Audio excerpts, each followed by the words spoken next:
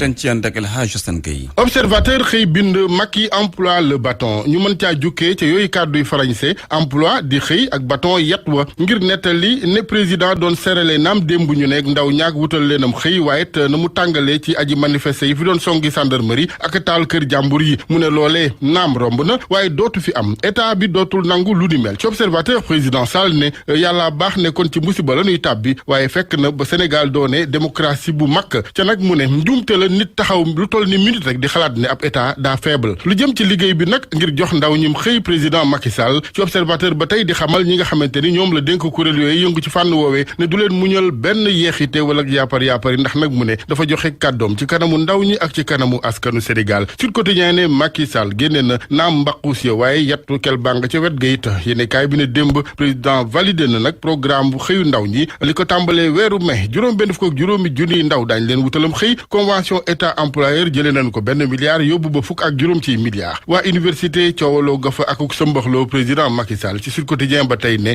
dina ko dakkal ndax nag mu ne daara ji kawe ji dub areenub xeexoo ne ay gladiateur la tribune ne ak président dem ca jam ñaajo chegi xaalis yi génn na de waaye daan ya njiitu réew mi di xamal liggéeykatam yi mu dénk kuréel yi yëngu ci wàllu xëyum ndaw ñi ne lu jëm ci wàllu perte de temps du ko nangu ca it dina may gët bu baax opération yi ba xam ndax lépp ànd naa ko leerange la tribune xamal ñu ci weneen wàll ne njiitu gëm sa bopp Bougane Gueye Dany ajuma tey ji moom la joxante ndajeek ndawi Sénégal kaddu président Macky Sall ci ndaw ñi ci seen janoo démb ci jam ñaajo Le Soleil fësale ko moom kilifa gi naan état bi du leen mas a bàyyi yéene kaay bu ànd ne programme d'urgence bi mbébét gi mooy ñeenti téeméer ak ñeent fukk ak ñetti junniy xëy ak xëyal sa bopp diggante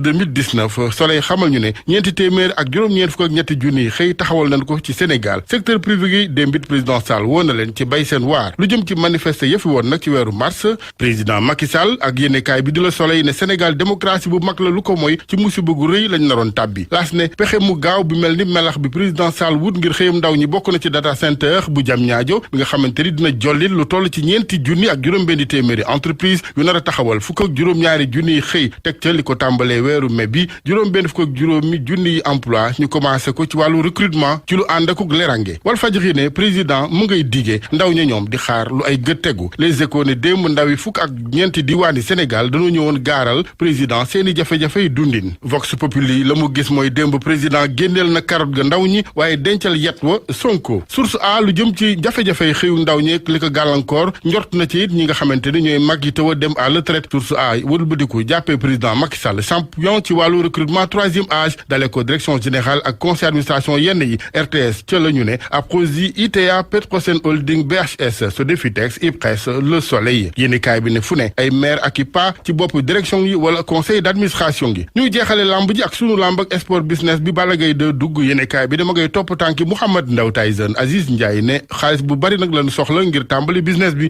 moo waral sunu lamb ne ñetti combat Balla Gaye de jël na ko ci Gaston Mbengue observateur xaymaa ko ci milliard boo jël ñeenti cër ya benn ba ci Gafa Gaye Balla Gaye 2 dañuy dellu sunu lamb ak Gaston Mbengue mi dekkil ñu ne Issa Pouye ndax juróom-ñetti at a ngi mu wuute bëre Issa Pouye Gaston Mbengue fas ko yéene boole ak Alioune Seye 2